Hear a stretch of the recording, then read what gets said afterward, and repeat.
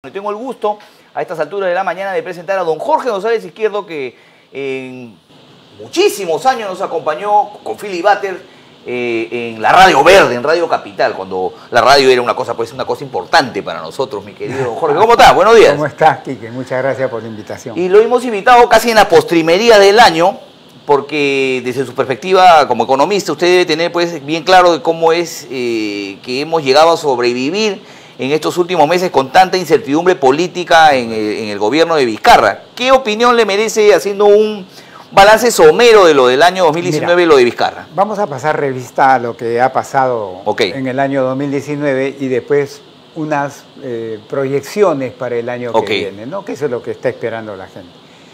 Si alguien me preguntara y me dijera cómo calificarías el año 2019 en términos económicos, de bienestar para la mayoría de las personas en nuestro país, yo diría que el año 2019 fue un año malito. Malito. ¿Malito o malo? Bueno, en mi expresión, malito, malo. O sea, un año malo. Un año malo. ¿Por qué? Por las siguientes razones. Primero, la economía va a crecer alrededor de 2.3%, no va a crecer más. Y la gente que nos ve, Quique, dirá, oye, ¿y 2.3 es mucho? ¿Es más o menos? Claro, la gente no sabe cómo se hace ese cálculo, ¿no? ¿Contra qué me comparo? Porque ese es como, por ejemplo, en el fútbol, que acá había el Sporting Cristal que campeonaba a menudo. Claro. Entonces uno diría, oye, pero ¿será un buen equipo, mal equipo? Y lo tenemos pues que tener un parámetro de comparación para ver si de verdad cuán bueno es, ¿no? Entonces el gobierno del señor Vizcarra le gusta comparar a la economía peruana con cómo le fue a la economía chilena. Él se compara con países latinoamericanos. Y dice, bueno, no, estamos mejor que ellos, por lo tanto, pues el mensaje que le doy a la población es de que no se quejen, ¿no? Pero yo no creo que eso es correcto. Eso no es correcto. No es correcto compararse con los otros países. Sí, no es correcto. Porque hay un viejo refrán acá en el Perú que dice, mal de muchos, consuelo de tontos. Entonces, ¿contra qué me debo comparar? Contra mí mismo. Oye, ¿cómo es eso de compararse contra uno mismo? ¿Sí? Es que en economía existe el concepto de crecimiento potencial, que es el crecimiento que una economía puede tranquilamente, con lo que tiene hasta ese momento, tranquilamente producir. Es como un carro que fue diseñado y construido para que corra tranquilamente 100 kilómetros por hora. Entonces ese carro tú lo manejas y te puede dar, pero sin ningún problema, 100 kilómetros. Tranquilo. Ese es el equivalente a crecimiento potencial. En el caso peruano, para mí, el crecimiento potencial está alrededor de 4% al año. Entonces, contra eso es que nos debemos comparar. Siempre deberíamos de crecer 4%. 4% al año. Alrededor. Entonces, ¿cuánto hemos crecido este año 2019? 2.3, o sea, casi la mitad. Pudiendo crecer alrededor de 4, he crecido acá. Entonces, estoy como desperdiciando crecimiento. ¿Y cómo es que se saca ese porcentaje para que la gente entienda? ¿Cómo es que se llega? No, ese es un cálculo muy complicado. Es un cálculo complicado. Es un cálculo. No se puede explicar, digamos. Sería imposible. Pero lo digo en términos muy simples. Le puse el ejemplo del carro. Porque ellos también manejan esas mismas cifras. Sí, también. Entonces, esa es la primera razón por la que yo digo que este año no nos ha ido bien. Pudiendo crecer 4, crecimos un poquito más de la mitad. Segunda razón.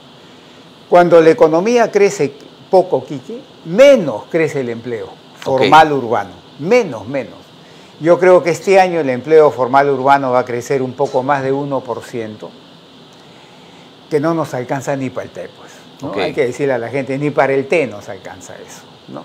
No alcanza ni para darle empleo a los 300.000 jóvenes que cada año entran a buscar por primera vez en su vida trabajo. A los nuevos trabajadores. Y menos a los que han perdido su trabajo y también están buscando trabajo. O sea, no alcanza. ¿Y en esto influye la migración venezolana también? Eso ha venido pues a empeorar las cosas, obviamente, ¿no? Son casi 1 millón de personas, de los cuales pues el 70% busca trabajo, ¿no? Si no es más.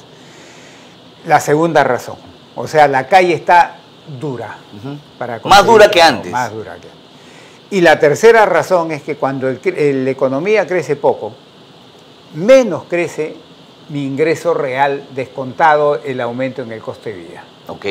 Yo pienso que el ingreso real de los trabajadores este año en el Perú va a estar creciendo alrededor de 1 punto porcentual, que también no es nada.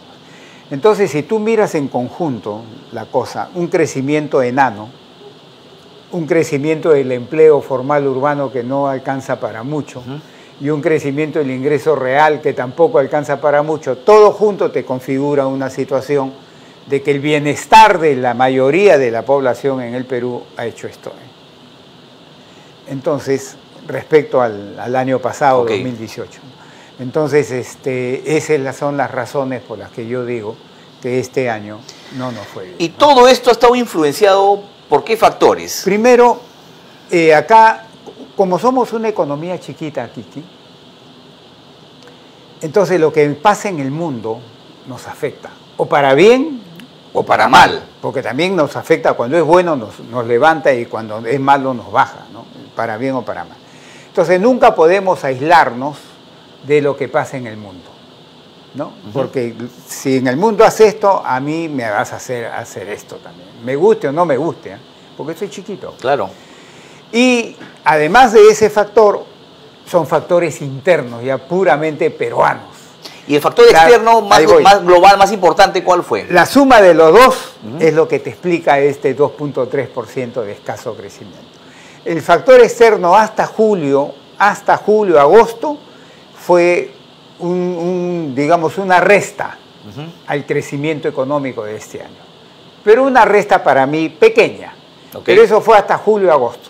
Porque a partir de ese mes ya las cosas comenzaron a mejorar, el precio de las materias primas, que por ahí es donde nos afecta fuertemente, ha empezado a mejorar, ¿no? Es el segundo factor para mí, el preponderante, el fundamental, el principal. ¿Y cuál es ese factor interno que ha provocado que crezcamos escasamente 2.3% este año? ¿Cuál? Además del mundial, que para mí es un factor secundario, este de acá es el fundamental. ¿Cuál es? Que ha habido un déficit de gasto, sobre todo interno, en el año 2019. Para que la gente nos entienda, es como si yo tuviera una pequeña bodeguita y los vecinos gastan en mis productos 100 soles al día, ¿no? Entonces yo con 100 soles al día ahí voy. Pero en eso comienzan a gastar 40 soles al día. Mi negocio obviamente se va a resentir, claro, porque voy a tener que hacer algo para enfrentar a la nueva realidad. Claro. Algo similar sucede con una economía cuando el gasto interno del sector privado más del sector público, los dos juntos, el gasto interno hace esto, disminuye su tasa de crecimiento respecto al periodo pasado. Entonces la economía se achancha, pues, se achancha en el corto plazo y por eso crece menos. Entonces acá, ¿qué ha incidido fuertemente? Primero, el hecho de que el gasto público, sobre todo en inversión, que es lo que interesa. En inversión pública. Inversión pública. ¿Sabes cuánto ha crecido? Ni idea. En el año 2019 ya se tiene ya más o menos la cifra, ¿no? Menos 1%. O sea, estamos en déficit total. Ha crecido menos, con relación al año pasado. Ha bajado con respecto al año pasado. La capacidad de gasto, estamos hablando de los gobiernos regionales. En inversión pública están los ministerios, los gobiernos regionales y las municipalidades a lo largo y ancho del Perú. Todo junto se estima que el crecimiento va a ser menos 1% o menos 0.5%, como lo quieran. O sea, ese discurso acelerado de fin de año, hace un mes habrá sido, donde Martín Vizcarra decía de que hay que gastar. Manotazo de abogado, pero ellos querían llegar, imagínate tú, en octubre dijeron, queremos que este año, 2019, cierren 3. Claro. Y por eso tomaron esas medidas. Pero yo le dije en su momento, le dije que eso era prácticamente imposible, que ya el año 2019 estaba ya echado, estaba ya jugado, y que más bien debemos de preocuparnos el 2020 y 2021. Ya el 2019 y tal y cual se cumplió, pues el 2019. Y la capacidad de gasto va por el lado de la ineptitud, ¿no es cierto?, para invertir. Porque, en lo que es público, por lo menos. La gente dirá, oye, es que no invierten porque no tienen plata, pues eso es lógico. Si no tengo plata, ¿cómo voy a invertir? Pero sí tienen plata, claro. O sea, sí tienen recursos. Oiga, y entonces, ¿por qué? No es que no inviertan nada, sino es el crecimiento, ¿no? Claro. ¿Por qué no está, la inversión no ha crecido? Está en -1. ¿Por qué? Desde mi punto de vista, yo lo explico con 3 factores. Ok. Primero, la inestabilidad política e institucional que a lo largo de todo este año lo hemos vivido. Eso te afecta a la inversión pública, creo yo, fuertemente. La pelea entre el Congreso y Vizcarra. Toda la inestabilidad. La disolución del Congreso, el asunto de las bambas, Tía María también ha afectado. Todo. Por ejemplo, si tú estás cambiando ministros cada 4, 5, 6 meses, ¿no? En ese ministerio, ¿qué pasa? Viene un ministro, trae su gente, ¿no? Se toman un par de meses para ver cómo está el asunto, ¿no? Y comienzan a operar.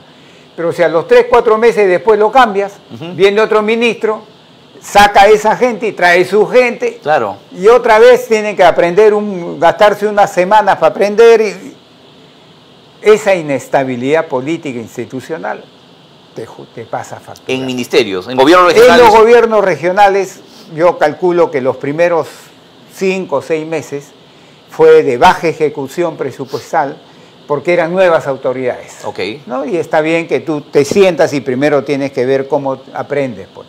Pero eso te explica pues 5 o 6 meses, no te va a explicar 12 meses. Claro. Entonces, los siguientes 5 o 6 meses, ahí es donde también se ha notado de que esta inestabilidad política lo está afectando, y también igual a nivel de municipalidades. Porque, por ejemplo, tú ves que ahora ellos dicen, ¿y quiénes serán los congresistas ahora por nuestra zona? No sabemos. Claro. Porque recién el 26 de enero lo vamos a saber. O sea, todo esto se junta y te ha provocado esa, digamos, lenta ejecución o indeseable ejecución de la inversión pública. El segundo factor para mí es la corrupción. Sí, amigos, por la información que me llega a mí, sobre todo en provincias, sigue habiendo corrupción. Corrupción. O sea, te piden un porcentaje para darte una obra. Pues. Obviamente que no es de la magnitud que estamos viendo con Odebrecht, pues. Son cosas pequeñas, pero siempre hay coima, siempre hay cutra. Cosas medianas, pequeñas, pero existen. Y eso también, aunque parezca increíble, eso también te hace lento el proceso. Y además la Contraloría y algunos ministerios, para evitar que eso pase, te han creado pues 50.000 candados. Ok. Que te crean más trabas. Más que trabas, más, digamos, permisologías, más pasos intermedios, y eso también te ralentiza el proceso. O sea, por protegernos de la corrupción terminamos poniéndonos lentos. Así es. Y tercer factor, para mí, es una baja calidad de capital humano que existe sobre todo en provincias, en regiones. Específicamente, ¿de qué estamos hablando? Profesionales y técnicos que son contratados para hacer estos procesos, pero que para mí no hacen bien su trabajo. No hay idoneidad profesional para esos trabajos. No hacen bien su trabajo, ¿no? Entonces, estas 3 cosas juntas, desde mi punto de vista, explican por qué este año le ha ido mal a la ejecución de la inversión pública. Y esa es la gran tarea que tiene el gobierno del señor Vizcarra para el año 2020 y 2021. Va a tener que solucionar esta cosa que después lo vamos a tratar. Entonces, resumiendo, ¿por qué hemos crecido 2.3% este año? Y con todas las consecuencias sociales de bienestar social que acabo de describir. Primero, por un factor externo, que para mí hasta más o menos julio, agosto nos jugó negativamente, pero que a partir de ahí dejó de jugarnos negativamente. Pero el principal ha sido un déficit de gasto interno público, sobre todo en inversión pública, ¿no? Y en menor medida en consumo privado, ¿no? Entonces, eso es lo que hay que remediar para el año 2020. ¿Cómo veo yo? O sea, y en términos de política económica, para que la gente que nos está viendo, que sabe un poquito de economía, lo quiero también decir. Claro. En términos de política económica también lo hicimos mal. Porque cuando hay déficit de gasto, lo que yo tengo que hacer es subir el gasto. ¿Y cómo subo el gasto? Con 2 brazos. ¿Cuáles son los 2 brazos que yo agarro y subo el gasto interno? ¿Cuáles son? Este brazo se llama política monetaria, que es lo que hace el Banco Central de Reserva. Que está haciendo su chamba, está haciendo bien su trabajo, porque está haciendo una política monetaria expansiva que es lo que se necesita para promover que el gasto privado, consumo e inversión haga esto. Ok. Está haciendo bien su chamba. Pero este brazo lo tengo así, ve. ¿Qué brazo es ese? El fiscal. El fiscal. Acá está el del sector público. Este brazo lo tengo tullido. Mientras este brazo está así, para manejar, este brazo está tullido. ¿Y esto es responsabilidad principalmente del gobierno, obviamente. ¿Y por qué digo que está tullido? Porque se está haciendo una política fiscal contractiva, cuando lo que se necesita también es que sea expansiva. ¿Y por qué llego yo a la conclusión que es contractiva? Que es contractiva, mirando nomás el resultado primario, ¿no? O sea, gran parte del año, los primeros 10 meses del año, 9, 10 meses del año, se siguió un superávit primario bien fuerte. Y para mí eso me dice que la política fiscal ha sido contractiva. Entonces, en términos de política económica no lo hicimos bien también. Política monetaria expansiva, correcto. Política fiscal expansiva también, pero en esta no falló.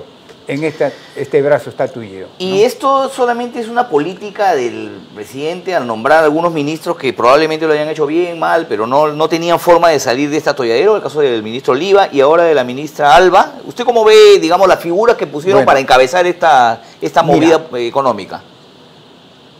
Yo creo, y te lo voy a contestar viendo la posibilidad del 2020, yo soy de los que pienso, y lo vengo diciendo hace meses, y me ratifico hoy día, sábado, me ratifico, de que el año 2020 y 2021 tranquilamente podemos regresar a crecer alrededor de 4%. Incluso un poquito más. Sí se puede hacer. Sí se puede, porque el carro está diseñado, otra vez regresando al ejemplo de los 100 kilómetros. Está diseñado, o sea, está construido para correr 100 kilómetros, tranquilo. ¿Ya? Entonces hay que apretar más. El piloto es hay malo. que apretar más el acelerador nomás, para que de los 40 que estamos corriendo ahora se suba a 100. Ese es expandir el gasto interno, hacer que el gasto interno crezca.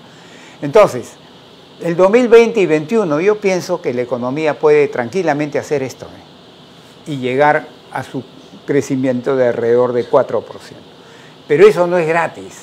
Se va a tener que trabajar, hacer bien las cosas, hacer mejor las cosas. ¿Y qué cosas se tendrían que hacer? Y ahí te respondo a tu pregunta. La política monetaria, yo creo que va a tener que seguir en una posición de expansiva todo el año 2020. Sería un error si comienza a retraerse eso. La política monetaria tiene que seguir en posición expansiva todo el año 2020.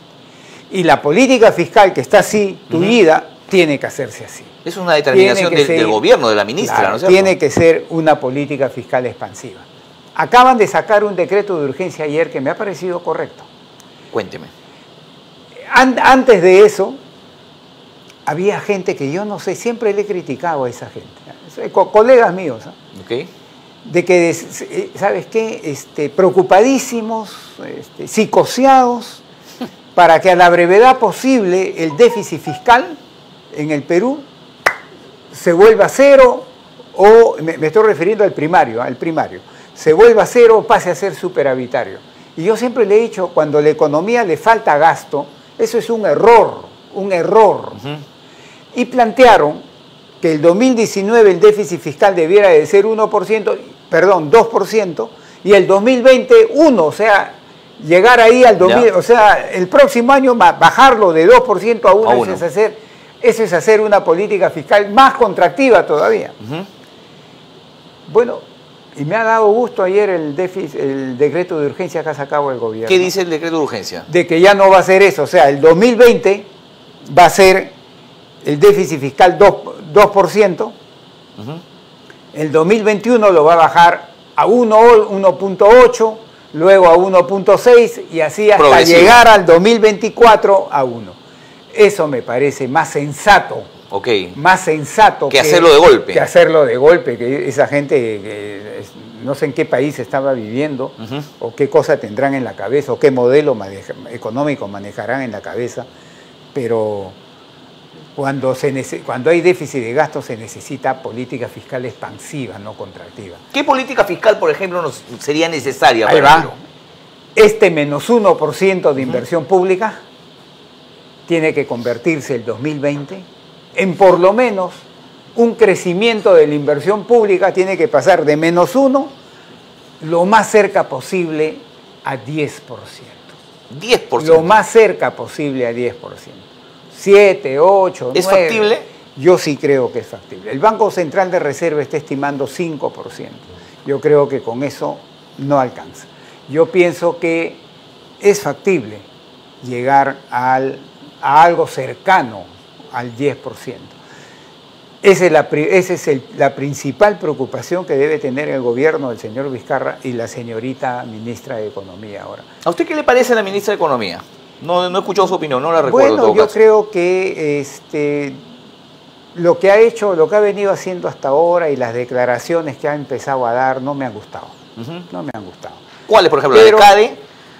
Bueno, hay, por ejemplo, la más reciente, ya hemos olvidado varias, pero la más reciente que me ha parecido una cosa difícil de aceptar, por lo menos para González Izquierdo, es que diga que con un crecimiento de 2%, o sea, lo que vamos a tener ahora, la pobreza debe bajar más, o que incluso con un crecimiento de 1%, también la pobreza debe bajar más. La pobreza no va a bajar este año. Entonces, lo primero que tengo que decir ahí, que si yo quiero relacionar crecimiento con pobreza, no es el crecimiento a secas del PBI, de la economía, sino tengo que relacionarlo, lo mejor es hacerlo relacionando cómo crece el ingreso per cápita, con cuánto baja la pobreza. Yo me he hecho un ejemplito. A ver. Yo he hecho mi trabajito, porque yo hablo siempre haciendo trabajos, ¿no? Haciendo trabajos científicos rigurosos. En los últimos 10 años en el Perú, la última década, el crecimiento promedio anual del ingreso per cápita ha sido 3.5%. 3.50 y tanto, pero bueno, pongamos los 3.5% anual, promedio anual. Y ese crecimiento durante 10 años de 3.5 te produjo una reducción de la pobreza anual de 1.5 puntos porcentuales anuales. ¿Parejo en esos 10 años? Promedio, pues. Promedio. En algunos años más, otros menos, pero promedio. O sea, un crecimiento del ingreso per cápita de 3.5 te produjo una disminución promedio anual de 1.5 puntos porcentuales de pobreza. Pero también agarré y dije, ¿y si el ingreso per cápita crece mucho menos? Baja esto, baja pero poquísimo. Y si tú pones el crecimiento, como la señorita ministra dijo, en 1% de la economía, para calcular cuánto crece el ingreso per cápita, o sea, el ingreso por peruano, tienes que quitarle el crecimiento de la población. Y el crecimiento de la población se estima en 1.1. Entonces, 1 menos 1.1 te da un crecimiento del ingreso per cápita negativo. Y con un ingreso per cápita, un crecimiento del ingreso per cápita negativo, es bien bravo que baje la pobreza, pues bien difícil. Y me voy a un caso real, porque a mí siempre me gusta ver la realidad. Porque el mejor juez, y usted siempre lo ha hecho con ejemplos, además. Para mí el mejor juez en economía es la vida real, la calle. Claro. ¿Cuánto creció la economía peruana en el 2017? Aquí nomás, 2017. ¿Saben cuánto creció? 2.5. ¿Y qué le pasó a la pobreza? ¿Bajó? No. Subió. Subió. 1 punto porcentual. Refiriéndonos al 2017 con los mismos márgenes, igualito. 2.5 creció la economía y la pobreza subió 1 punto porcentual. 2.5 le quitas 1.1 de crecimiento de la población y el ingreso per cápita te subió 1.4. Pues. Y con un crecimiento de 1.4 el ingreso per cápita, la pobreza subió. Entonces eso ha sido realidad hace 2 años. Entonces, por ejemplo, esa declaración no me gustó. No me gustó. Porque lo vi débil, ¿no? Como que débil desde el punto de vista riguroso teórico, ¿no? Yo, sin embargo, le doy el beneficio de la duda y espero que en el año 2020 haga una mejor labor, haga un mejor trabajo en beneficio de todos los peruanos. Si es que dura, ¿no? Bueno, porque lo que por pasa eso es que acá no duran mucho los ministros. mi recomendación es para el 2020, porque vuelvo a repetir, yo creo que podemos hacer esto y estar creciendo 2020 y 2021 alrededor de 4, incluso un poco más. Primera recomendación es que la política fiscal tiene que ser expansiva, y para que sea expansiva, el meollo es que la inversión pública tiene que pasar de un menos 1% de crecimiento a un crecimiento lo más cercano al 10%. Primera recomendación de González Izquierdo. Segunda recomendación de González Izquierdo, aunque debió estar antes que esta, acabar con la inestabilidad política institucional. Y eso está un poquito el complicado gobierno todavía. Tiene que promover, y digo promover porque no solo depende del gobierno, depende también de los partidos políticos, del nuevo Congreso. Claro. O sea, pero él debe promover que se acabe la inestabilidad política institucional, porque eso juega en contra de nosotros. Entonces, resumiendo, primera receta que yo doy, que el gobierno promueva acabar o por lo menos disminuir sustancialmente la inestabilidad política institucional que vive el Perú. Segundo, hacer política fiscal expansiva. ¿Qué cosa es eso? Que la inversión pública pase de menos 1% a tener un crecimiento lo más cerca a 10%. Tercero, que la política monetaria siga manteniéndose en una posición expansiva todo el año 2020. Y cuarto, muy importante, la economía mundial, que los primeros 6-7 meses de este año nos jugó chueco, nos va a hacer así un ligero soplidito a favor. Ojalá. En el año 2020. ¿Usted cree que sí? ¿Y por qué concluyo eso? Por las siguientes razones. Primero, porque ya parece que se ha iniciado el proceso de pelea entre el gobierno de China y el gobierno de Estados Unidos con respecto a la guerra comercial. Ya ha comenzado a bajar los decibeles. Ok, mientras ellos estén bien, nosotros nos puede ir bien, ¿no es cierto? Sí, claro, primero. Segundo, el Brexit, la salida de Inglaterra de la Unión Europea, ya es casi un hecho que el 31 de enero se realiza y va a ser una salida negociada. Ok. Eso también mejora las perspectivas de la economía de Europa. Tercero, China está siguiendo una política económica que yo creo que va a estabilizar su crecimiento alrededor de 6% o un poco más. China. Cuando se estimaba que iba a seguir bajando a 5 o 4%. No, va a estimar alrededor de 6%. Mucha gente no comprende que la economía de China mueve el mundo. No, mueve. La primera es la norteamericana y la segunda es la china. Claro. Entre los dos te hacen casi todo el comercio mundial. Pues, claro. ¿Cómo no van a mover? Entonces, por esas razones básicamente, la guerra comercial China-Estados Unidos ya está bajando su decibel, está en un proceso de arreglarse. El Brexit, la salida de Inglaterra de la Unión Europea va a salir una salida suave. China, contra todo pronóstico, está tratando de mantenerse en el crecimiento entre 6 y 6.5%. Todo eso te configura que la economía mundial el año 2020 va a mejorar respecto a la economía del 2019 y va a ser un soplidito a favor de nosotros. Entonces, por esas 4 razones, sí se da, yo creo que tranquilamente, amigos, tranquilamente, la economía puede hacer esto, acercarnos a crecer alrededor de 4 puntos o un poco más, y con ello mejora el crecimiento del empleo que tanto necesitamos y el crecimiento de nuestros ingresos. Le mandan saludos, don Jorge, usted lo quiere mucho en redes sociales.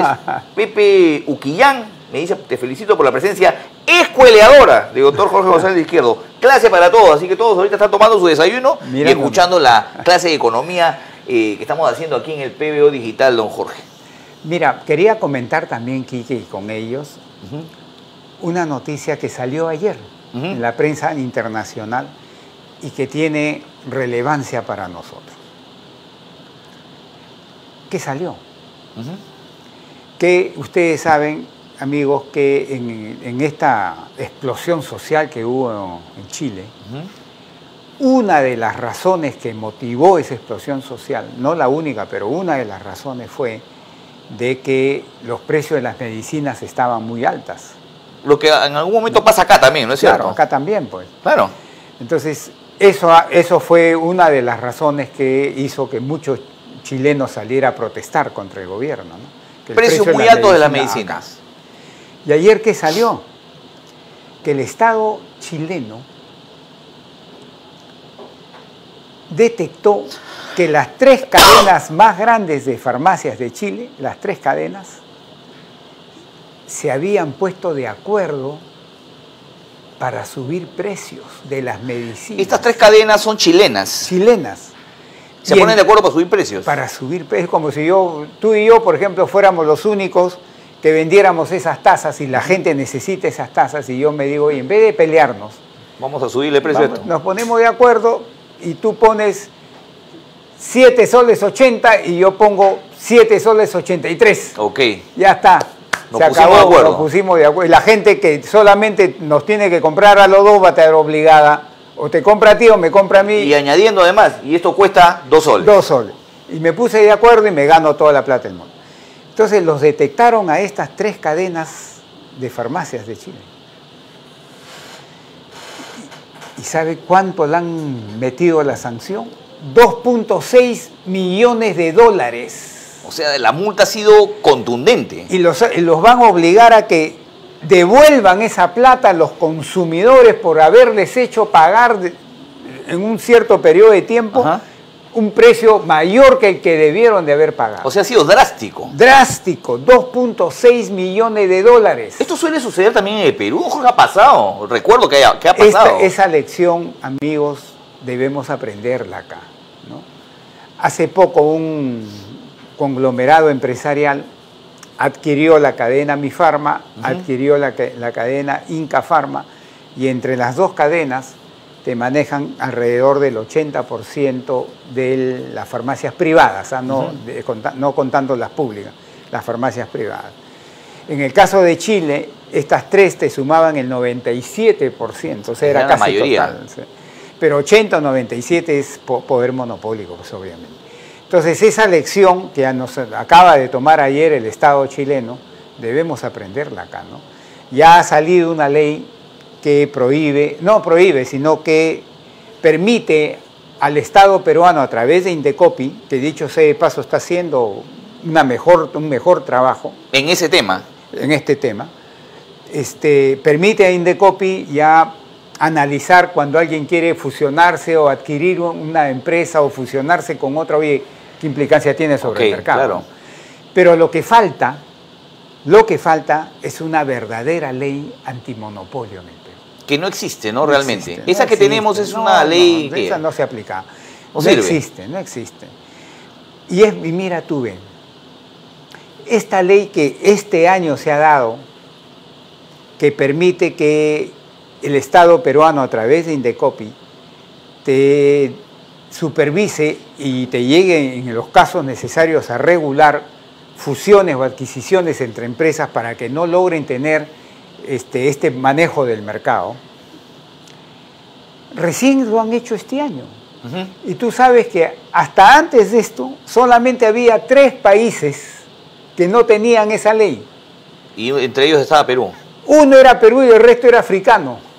O sea que casi somos una... Imagínate una republiqueta. Imagínate tú, y recién ahora, este año se ha aprobado esa ley. Pero lo que todavía no se aprueba es una verdadera, no se hace, no se construye una verdadera ley antimonopolio. Esta medida de gobierno de la para poder hacer lo que se medicinas hizo, genéricas, o sea, es una medida para mí es efectista. Una cosa pequeña nomás, que no va al meollo del asunto. Ok. Esta ley antimonopolio es para castigar estas cosas, pero castigarlas bien. No existe en el Perú. Y la gente dirá, oiga, pero ¿por qué no existe en el Perú? Mi punto de vista muy personal, es que acá se mueven fuerzas oscuras para que esto no salga. Porque normalmente, como es ley, tiene que salir por el Congreso. Pues. Y seguramente ahí hay unos lobbies bárbaros. De todas maneras. Para que esto no salga. O hubieron, ¿no es cierto? Para que esto no salga. Pero yo creo que eso debe ser labor incluso del gobierno del presidente Vizcarra, promover que con el nuevo Congreso esa ley se haga a la brevedad posible, porque si no, tenemos una economía de mercado, Quique, amigos, que no produce los resultados y los beneficios que uno quisiera. Ni un tema tan álgido como las medicinas, ¿no es cierto? Y ahí agarras medicinas, alimentos, agarras todo intento de abuso en detrimento de nosotros los consumidores, ¿no? Entonces, esa ley para mí, yo la vengo reclamando, tiene que construirse, darse y estar en ejecución a la brevedad posible. ¿Y usted ha visto esto, digamos, avisorando lo que va a ser el próximo Congreso, don Jorge? Lo que vamos a tener como representantes. ¿Usted cree que exista estas iniciativas? Por lo menos en alguno ha visto que hay una movida de esta magnitud. Yo no veo, o si hay, inmediatamente lo tapan, pues, y no lo dejan progresar, ¿no? Pero yo creo que esto debe ser un reclamo de la ciudadanía, amigos, porque si no, los grupos de poder económico, los grandazos, van a terminar, sí, o van a continuar abusando de nosotros los chiquitos. Y eso no se puede permitir. La economía de mercado es una economía que por definición debe beneficiar a los 32 millones de peruanos, no a unos pocos. No a unos pocos, a los 32 millones de peruanos. Y fíjate tú, la economía de mercado en Chile, que funciona mucho mejor que la economía de mercado peruana. Mira la explosión de insatisfacción social que provocó. Y nosotros somos peor que ellos y estamos tranquilos. Tranquilos. A eso vamos. Entonces, hay que, antes de que acá se produzca esa explosión, con el tiempo, ¿no? Hay que mejorar el funcionamiento de la economía. O sea, no nos quejemos después si es que la gente se molesta y se levanta. Y por ejemplo, y para mí, la economía de mercado correcta, adecuada, que garantice que los beneficios le lleguen a los 32 millones de peruanos, debe tener los siguientes pilares. Primero, el mercado como asignador de recursos y el sector privado como el principal generador de crecimiento, dejando al Estado un rol empresarial subsidiario. ¿Qué quiere decir? Que donde el privado no tiene interés en hacer algo, pero se necesita que se haga, entra el Estado a promover que se haga. Con el inversor privado. Con el inversor privado. Primer pilar. El mercado es el que asigna recursos, ¿no? Con la empresa privada, que es la principal responsable de generar crecimiento, pero dándole al Estado en lo empresarial ese rol subsidiario. Segundo pilar, un pilar de construir una red social de protección a los que menos tienen, a los menos favorecidos. No existe en el Perú hoy día eso. Tercer pilar, una provisión de bienes públicos de calidad y cantidad adecuada. ¿Qué cosas son los bienes públicos de cantidad y calidad adecuada? Educación pública, salud pública, seguridad pública, transporte público e instituciones públicas que hagan que la economía de mercado funcione mejor. Y lamentablemente en todas esas estamos cojos. Tercer pilar, que debes sostener una verdadera economía de mercado. O sea, para el próximo año el gobierno de Vizcarra tiene harta chamba si de verdad quiere salir airoso, sin ninguna duda. No podemos ir, de verdad, amigos, y acá me dirijo yo a la CONFIEPA, hacen mal los sectores empresariales en tratar de mantener el status quo. Hacen mal. Ok. Listo, don Jorge. Le agradezco su presencia aquí hoy, 28 de diciembre, Día de los Inocentes, porque los dos somos inocentes de todo lo que nos inculpan. Eso no es verdad. Usted saque eso de la cabeza. Y le agradezco por haber estado acá en el PBO Digital. Y le trasladamos pues el saludo de Philip, que usted sabe siempre lo tiene en consideración. Listo. Listo, don Jorge. Muy amable. Nos vamos. Volvemos el día lunes aquí en el PBO Digital desde las 6 de la mañana, como siempre. Nos vemos.